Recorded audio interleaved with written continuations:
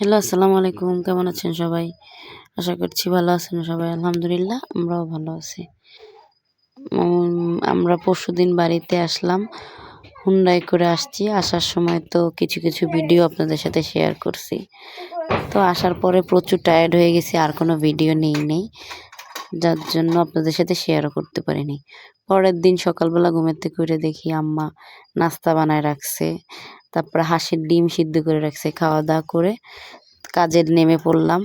কিছু থালা বাসন ছিল, ধোয়াধুয়ি করে নিয়ে তারপরে রান্নাবান্নার কাজে বসে পড়লাম। ওইদিনকের আমাদের মেনুতে ছিল লাল শাক ভাজি, ছোট মাছ চচ্চড়ি আর হচ্ছে মুরগির মাংস। তা আম্মা রাত্রেবেলা মুরগির মাংসটাকে ছিলে রাখছিল, আমি বাদবাকি কাজগুলো সব করলাম। মুরগিগুলোকে ভালো করে কেটে নিলাম, কেটে বেছে ধুয়ে মুরগি রান্না করব, ছোট মাছ চচ্চড়ি করব আর লাল শাক ভাজি করব। এই হচ্ছে দুপুরের খাবার দাবারের আয়োজন করা শুরু করে দিছি। যাই হোক, কিছু করার নাই, মেয়ে মানুষ মানেই কাজ, যেখানেই যাই না কেন কাজ করতেই হবে, এটাই হচ্ছে বাস্তবতা। যাক, ওটা কোনো ব্যাপার না। শুরু করে দিলাম রান্না বান্না।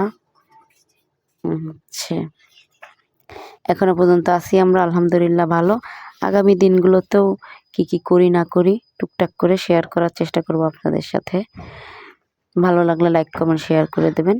এই যে ছোট মাছ চচ্চড়ি করব হাতে মেখে, এটার জন্য পেঁয়াজ, আদা, রসুন আর হচ্ছে হলুদের গুঁড়া, মরিচের গুঁড়া, ধনিয়ার গুঁড়া, যা লাগে সব একসাথে দিয়ে মাখায় নিব। মাখায় নিয়ে তারপরে চুলায় বসায় দিব। আবার মুরগির মাংসটা ওইভাবে আদা, রসুন, দারচিনি, মারচিনি যা আছে সব কিছু দিয়া মাখায় টোখায় বসায় দিলাম। এর মধ্যে কিছু ভিডিও আরও করছি। আমরা রাতে বারবিকিউ করছিলাম, মাছের বারবিকিউ, ওগুলার ভিডিও আছে, দেখি ইনশাল্লাহ দিব, আপনারা দেখবেন। জানি আজকের ভিডিওটা অনেক বড় হয়ে গেছে, আমি সাধারণত এত বড় ভিডিও দেই না কখনো, কিন্তু চিন্তা করলাম বাড়িতে যেহেতু আসছি কি করি না করি আপনাদের সাথে শেয়ার করি। আপনারা দেখলে আমারও খুব ভালো লাগবে।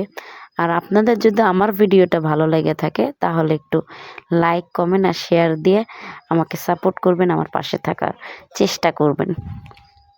বাদবাকি ভিডিওগুলো দেখতে থাকেন, কেমন লাগলো জানাবেন। আল্লাহ হাফেজ, সবাই আমাদের জন্য দোয়া করবেন। আসসালামু আলাইকুম।